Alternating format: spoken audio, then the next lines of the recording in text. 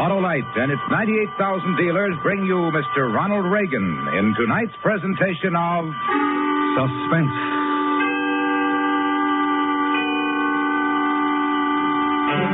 Tonight, Autolite presents the story of a man who wanted to apologize for threatening a stranger. And when he got there, the stranger was dead and the police were waiting. It's called Circumstantial Terror. Our star, Mr. Ronald Reagan.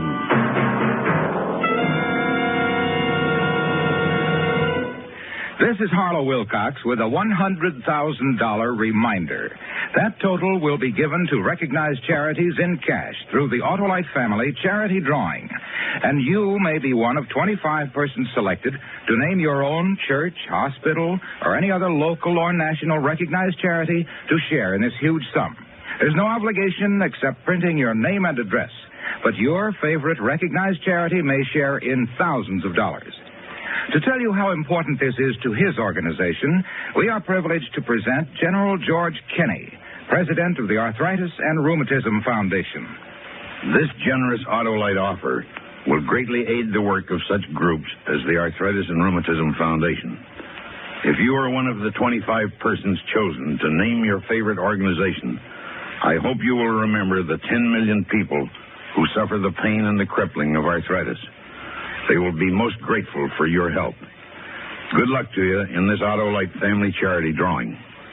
To enter this drawing, just visit any of these Autolite Family car showrooms and fill out a registration form. DeSoto, Hudson, Plymouth, Studebaker, Dodge, Willis, Nash, Packard, Kaiser, or Chrysler. It may mean thousands to your favorite recognized charity. So sign up tomorrow. And now, Autolite presents Circumstantial Terror, starring Mr. Ronald Reagan, hoping once again to keep you in suspense.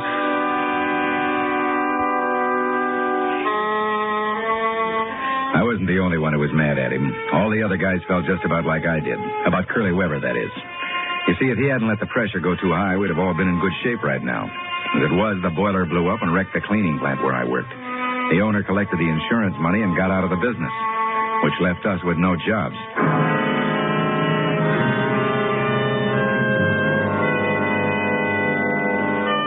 After a few months of looking around for a job, I was in a pretty bad way. Then I connected. Only trouble was it wouldn't start for 3 weeks. By now I was broke, irritable, and mad at the world. So I wasn't what you'd call a pleasant type fellow when I walked into this liquor store for a package of smokes about 11 o'clock one night. So, what else could I do, Eddie? There I was with egg on my face and that phony salesman telling me I was going to have to take what he gives me or get nothing at all. What do you have to buy from him for? This outfit has the distributor tied up. 25% of what I make from his scotch. I'd like a pack of cigarettes. Hold your horses, mister. I got another customer. So, I check around town to see if maybe I can get the scotch somewhere else. How'd you make out? Go ahead. Take a guess. Come on, mister. Get off the dime. Just give me What's the matter with you? Ain't you got no manners? Just give me a pack of cigarettes and stop shooting off your mouth. Me shooting off my mouth? Look, Buster, I got a pretty good trade right now, so why don't you take your 2-bit sale somewhere else? I don't even like the way you look. Listen, smart guy. I've taken a lot of lip from guys like you in the last few months. One more crack out of you and I'll smear you all over the joint, do you hear? All right, mister, all right. Take it easy. Sam don't mean no harm. That's just the way he talks. And let him talk to somebody else like that. Hey, why don't you give me cigarettes, Sam? We can talk some more after he leaves. Okay. What kind do you want, mister? I don't want any kind. I just want you to remember something. Next time you see me, you'd better cross over to the other side of the street. It'll be healthier for you. Remember that.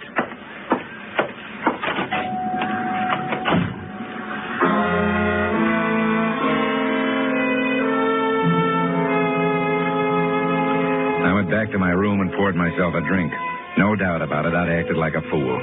But 4 months of being unemployed didn't exactly develop an even temper. It was a half hour before I realized I still hadn't got any cigarettes, and another 15 minutes before I could talk myself into going back to the liquor store to apologize for losing my temper.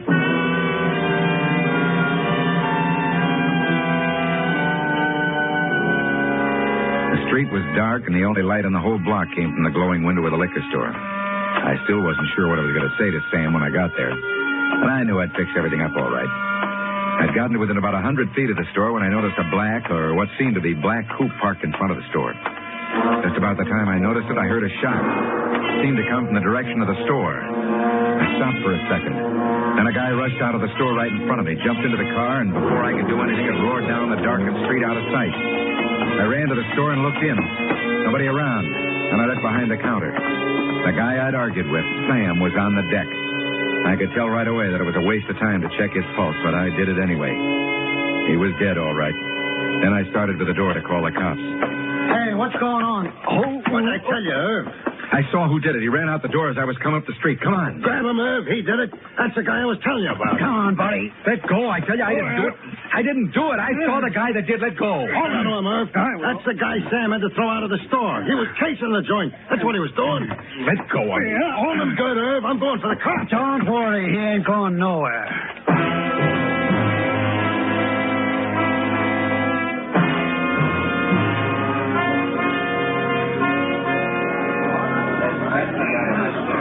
Just as I was getting up to go after the police, these two guys rush in and hold me. I didn't do it, I tell you. He's lying, officer. We'll find out if he's lying when the guys from homicide get here. I don't even own a gun. That gun laying by Sam's body is Sam's gun. Looks to me like this guy shot him with his own gun. If you don't shut your mouth... Easy does it.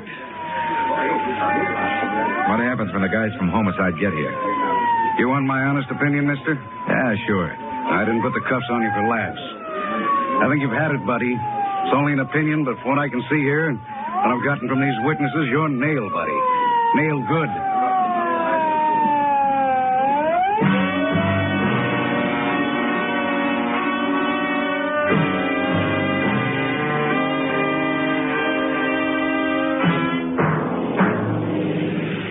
And I was. By the time it was presented to the grand jury, the state had a real good case prepared against me. The liquor store owner's gun only had his prints on it, which made it look as if I'd tried a phony hold-up and jumped him when he drew it. And there was money scattered all over the store, which made it look as if I'd been surprised before I had a chance to get away. That guy Eddie, who'd been in the store when I had my argument, wouldn't let me up. He pounded nails in my coffin every time he opened his mouth. If I'd had a job when all this happened, they'd have had trouble giving me a motive. And being broke and unemployed made it look that much worse. As a result, I wasn't surprised when the grand jury came through with an indictment for first-degree murder. As far as I was concerned, it was all over but the hanging.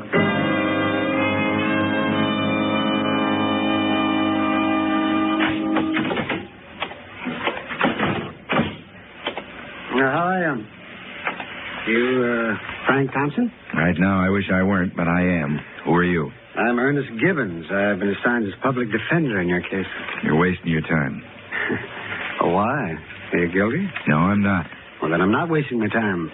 Mind if I sit down? Go ahead. Well, I think you got most of the facts straight in my mind. Now, I want you to tell me in your own words what happened. Did you read the transcript of the inquest? Yes, I did. That's all there is to it. Uh-huh. Well, look, Frank, I'm here to help you if I can. Now, don't make it tough for me. I think we can beat this if you help me. How? Well, first, let's forget that story about running in after the storekeeper was shot. Now, nobody believes that. Would you believe it if I tell it to you again? Should I? Yes, because it's the truth. Well, can you describe the man you saw running out? More or less. Well, what do you mean by more or less? Well, I got a pretty good look at his face. He had a mustache. But I couldn't tell you how tall he was or how much he weighed. Seemed to me to be just medium all around. Well, you said at the inquest that he got in a car and he drove it. Now, can you describe the car? It was a black coupe. And what year? Don't know. How about the make? I couldn't tell. It's too dark. Mm-hmm. The license number, all or any part of the license number? None of it. All his lights were out. Uh-huh. In other words, if you wanted to lie, this would be a pretty good way of blaming someone the police couldn't possibly track down, wouldn't it? I guess so. But I'm not lying. Oh, all right. Now, let's see. The state has set the trial for a week from today. In a hurry, aren't they? Well, I guess they figure that they've got you sewed up. The papers have public opinion running pretty high against you. You know, the man left a wife and 3 little kids. Oh, that's tough. Real tough.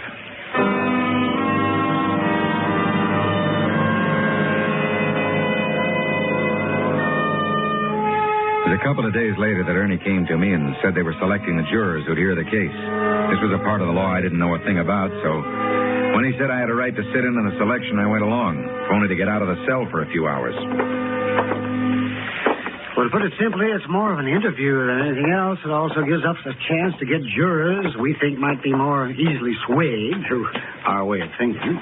I'm to the point where I don't care much one way or another. I just wanted to get out of the cell for a little while. Maybe I'd be better off if I just plead guilty and get it over with. Oh, now you're talking foolish, boy. There's a lot that can happen in the next couple of weeks. Yeah. It's all going to happen to me. Some of it might be good, you know. Don't hold your breath. Yeah, over here, Frank. Sit down, mate. Okay. I'm going to try to get as many women as I can on the jury. You're a pretty good-looking boy. It helps sometimes. What about the prosecution? Don't they have anything to say about it? Well, I doubt if they challenge more than once or twice. Now, they think they have such a strong case, it doesn't matter much to them who's on the jury. They're right, too, aren't they? Now, that remains to be seen. Here they come. Yeah. Right now, I'd trade places with any given one of them. I don't think you'd get any takers. Not as many women as I'd like to have seen. Ernie. What's up, boy? The guy with the gray suit. Where? Over there, next to the dame with the fur coat. Oh, yeah? Well, what about him? Don't challenge him. What? Don't challenge him. That's the guy. What guy? That's the guy that killed the shopkeeper. That's the guy I saw running out of the store that night. Get him on the jury. Don't let him get away. I don't want to die for what he did.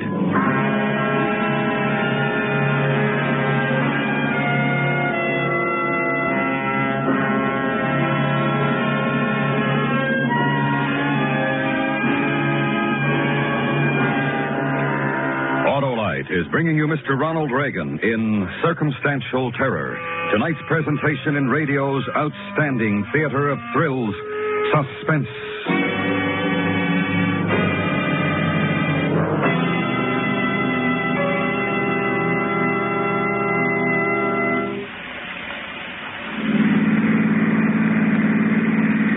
Charlie, what Nash model is this? Well, this is the new Nash Statesman, Harlow. You know, this year, Nash offers the widest range of models and prices in history. And you can get such optional features as power steering, power brakes, and even power lift windows. And, of course, Harlow, Nash has Autolite equipment, too. And Autolite is proud of its long association with Nash and Nash dealers everywhere. That's why we're privileged to salute Nash as a distinguished member of our Autolite family. Distinguished is the word for the new Nash, Harlow, and advanced, too.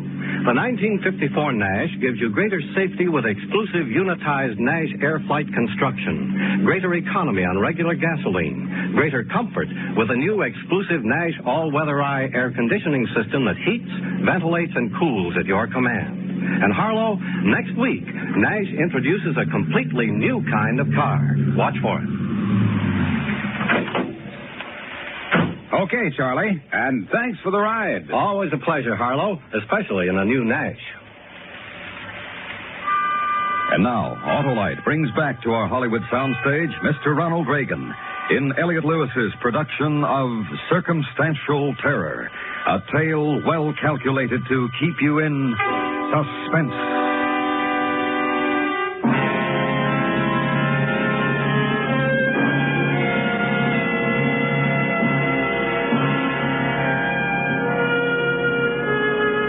It was tough sitting through the selection of the jury, especially when I knew that the prosecution could, for no apparent reason, disqualify the man I'd pointed out to Ernie. If he was the man I'd seen run out of the liquor store the night of the shooting, then he had to be where we could keep tabs on him.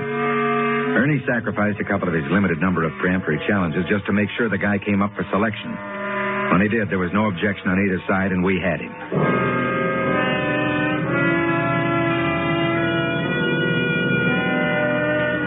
Later that afternoon, when Ernie came to my cell, we tried to figure out what we were going to do with him. Well, now that we've got him, what are we going to do with him? Well, that's your job to figure out, Ernie. You're the lawyer. We're no better off now than we were at the beginning. We haven't got a shred of evidence to substantiate your claim. I saw him. Isn't that enough? Well, you're on trial, not him. Well, supposing I get up in court and say he's the man, what would happen? They'd probably declare it a mistrial and discharge the jury and go to work on another trial, but you'd stay in jail. Wouldn't they question him? Maybe. It was pretty obvious he'd say you were off your rocker. Remember, Frank, you're the one who's accused. Defending yourself by accusing him just on your say-so is pretty flimsy. Who'd believe it, would you? Well, couldn't you do it? Couldn't you tell someone? Proof, Frank. Proof. What can I possibly do but quote you? What am I going to do? Just what we're doing. Go through with this trial. Then I'll appeal, no matter what the verdict is, and see if we can rope our friend into making a mistake. But he'll duck as soon as the trial's over, won't he? Probably, but at least he'll be around while the trial is on. Now, if you cause a mistrial, he'll be gone a lot faster. It isn't fair. I know he's This the is man. a court of law. The burden of proof is on the accuser. What real proof have they got against me? They don't have to catch a man in the act of murder to convict him of it. Circumstantial evidence can be strong enough, and in your case, it seems to be. It's driving me nuts to think that this guy's going to help send me away for a murder he committed. Yeah, they haven't sentenced you yet, boy. Let's see what happens. And if it does happen? Maybe we'll have something I can use to ask for a new trial, if we get into trouble. Where's the trial going to be? Well, Judge Thurston will preside, I think. Let me see, that'll put it in the City Hall Annex. Where's that? In the Annex, that's a small building on the north side of the City Hall. That's next to the parking lot. Why? Just asking, that's all. Frank, Yeah? don't try any grandstand plays. Any tangle with the jury might result in a mistrial, and I don't think that's a good idea. Okay. I won't mess with them. That's good. Well, yeah, I got to get going. Going home? Well, I guess so. Tell me something, Ernie. Sure. Well, what do you want to know? What are my chances, Ernie? And don't kid me. I wouldn't kid you, Frank. I don't know right now, but I'd sure be lying if I said they were good. Thanks. That's what I wanted to know.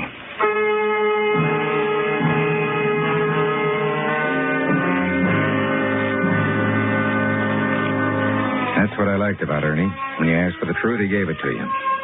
After he left, I lay back in my cot and thought about the whole mess. Everything had happened so fast, I really hadn't had time to take stock of my position. Now I did. And what I came up with made me want to beat my brains out against the steel bars out of sheer frustration. It wasn't anybody's fault if you discounted the guy that actually did the killing. I didn't have any beef with the law or the people who were carrying out the law. It was just that they didn't know they were going to convict an innocent man.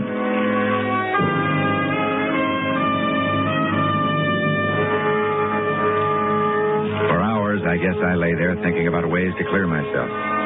Most of the ways were more daydreaming than anything else. I finally came up with the conclusion that anything I did was going to have to really go from the time I started it. There wouldn't be time for talk or reason. In the morning, I got dressed and ready for the first day of the trial. When I got to the courtroom, I was seated beside Ernie. Then came the time when papers were being shuffled and everyone was getting set for the opening arguments. Now, then you take it easy, Frank. We're going to fight real hard. You know what a backfire is? You mean like when a car... No, I mean like when you're caught in a bad brush fire without any water. Well, I'm not with you, kid. What are you going for? You light another fire downwind, let it give you a big burn spot to stand in while the main fire goes fast. You explain it to me later, Frank. The judge will be here in a minute or two, and I want to get my papers straightened here. He doesn't like to see an unprepared attorney. Listen to me, Ernie. I'm in the path of a real big fire right now. I know you are, boy. I know, but what... So I got to try a backfire. A guy can get killed in a backfire, but at least you got to take a chance. What are you trying to tell me? Now, say it fast, because... You will hear from me. Stick with me, Ernie. I'm a pretty good guy, but I'm in real bad trouble. And I'm the only guy that can get me out of it. Well, what are you going to do? This. Get out of my way.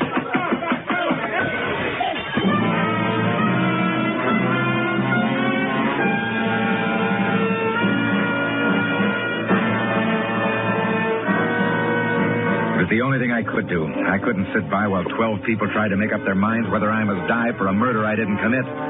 As I went out the window, I folded my arms in front of my face to keep from being cut to ribbons with a broken glass. I lit feet first in the parking lot and started running. I didn't know where I was going. All I knew was I had to get away fast. By the time everyone got organized, I'd pretty well lost myself in the alleys of the city. I got to a place where they were putting up an office building and ducked into the sub-basement, crawled into a corner and stayed there.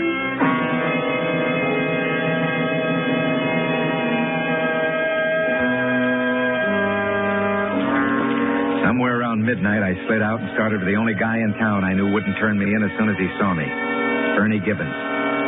When I got there, his place had a light on in the kitchen, so I went around the back.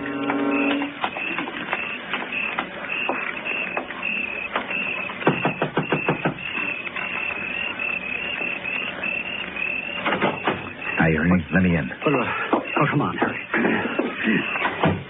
What are you doing here? If they find out about this, I'll be disbarred. I won't stay long.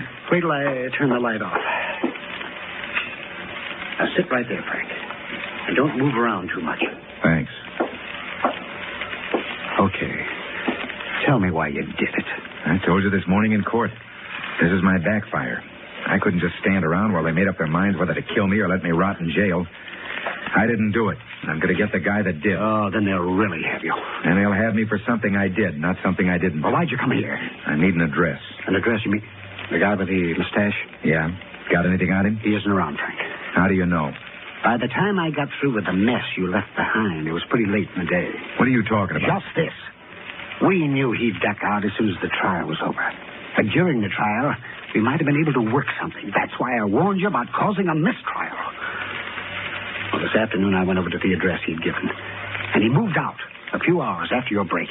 Any forwarding address? Don't be so naive. The man is a murderer. I don't think he knows you saw him running out of the store, but he isn't taking any chances. He's lost, Frank. And you're in a bigger jam than before. What do I do now? Oh, yes, you tell me. I won't give myself Well, that's up to you. You're on your own now. What's your position in this? Well, I should turn you in.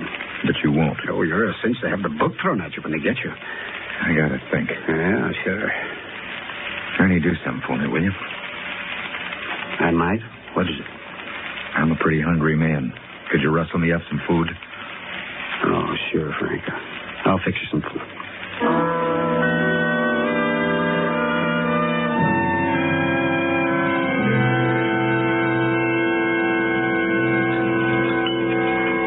Ernie. Yes? What about that witness that claims he saw me casing the place, that Eddie character? Yeah, well, what about him? He's the state's #1 witness, isn't he? Well, I guess so. What's he got against me? Why is he trying so hard to get me? Well, I think that for the first time in his life, he's somebody, and he's going all out to prove it. I'm going to see him. No, you're not. You're in enough trouble. Lay off of him. Give me his address, Ernie. Well, you're out of your mind. Give me his address. I want to talk to him. Oh, but Frank... I know you've got it. You've got the addresses of all the witnesses. Get it. Okay. It's here in my briefcase.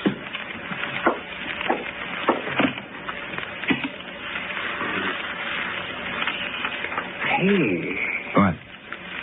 Well, that's funny. I never noticed this before. Noticed what? What are you mumbling about? The witness against you lives right over the liquor store where the guy was shot.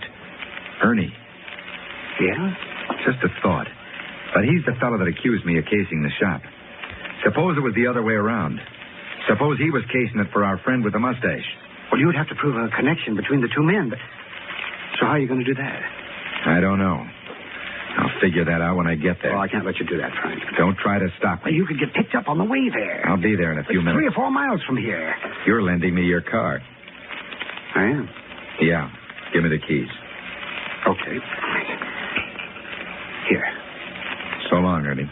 I wish I could stop you. Because... Don't try it. I wouldn't want to hurt you. Oh, well, thank you. So long.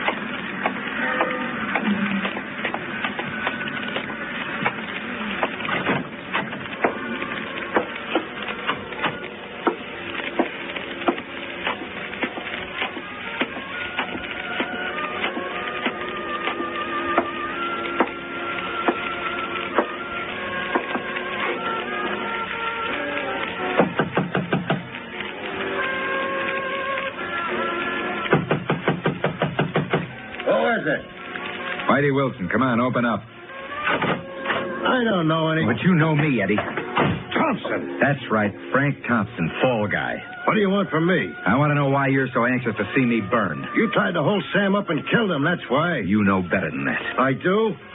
What other reason would I have? Hold it down to a roar, Eddie. I gotta get some sleep. Come on in, mister. You with the mustache. Thompson. Yeah, that's what Eddie said when he saw me.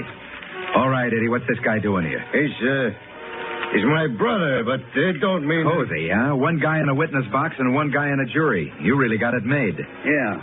What are you gonna do about it? Make you tell the truth. What are you talking about? Why'd you kill him? Need the money? Get out of here. After you write me a confession. So I can burn instead of you? That's right. You're wasting your time. Am I? Get the cops, Eddie. Now. Get up, you. Am I wasting my time? Am I? I don't write nothing. You won't.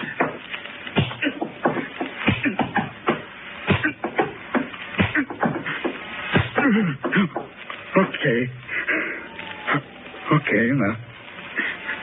Start writing. Here come the cops. You're dead. No, mister, you are. If the cops get here before you finish writing, I'll kill you. If I'm going to fry for something you did, I'm going to be sure you go with me. Now make up your mind. You want to die right now or take a chance with a jury? Okay. Give me a pen.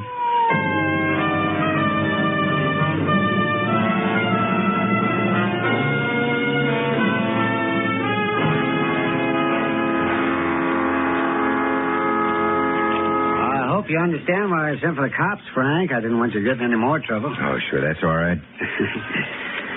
Well, how's it feel? Mighty good. It's a pretty town when you don't have to look at it from behind steel bars. Yeah. What are you going to do now? Looks like I'll be able to make that job I told you about. Only a few more days to wait. Where will you be staying? I don't know. You got any money? Enough. You got any money? No. Then it's settled. You'll stay with us until you get on your feet. All right. You heard me. Okay. Lend me a quarter. Sure. What for? How to buy a pack of cigarettes.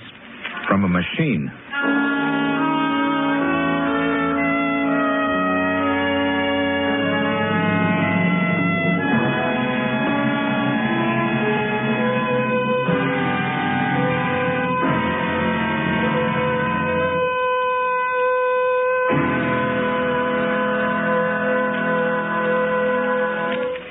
Suspense.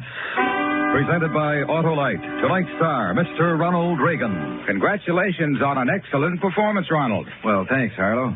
Say, what about this $100,000 Autolite family charity drawing? Am I eligible? Well, if you're over 18, you are. I'm eligible. Well, all you do is visit any Autolite family car dealer showroom, print your name and address on a registration form, and have the dealer sign it. And if you're one of the 25 people selected, you can name your favorite church, hospital, or any other local or national recognized charity to share in $100,000. And all I do is fill out a form? You mean there are no puzzles to solve or anything like that? That's right, Ronald. Nothing to solve, buy, or try. And where do I register? At any of the following showrooms: DeSoto, Hudson, Plymouth, Studebaker, Dodge, Willis, Nash, Packard, Kaiser, or Chrysler. Sounds like a wonderful opportunity, Harlow. Thank you, Ronald Reagan. Friends, you can help your favorite recognized charity share in $100,000 just by signing your name and address. So why not sign up tomorrow?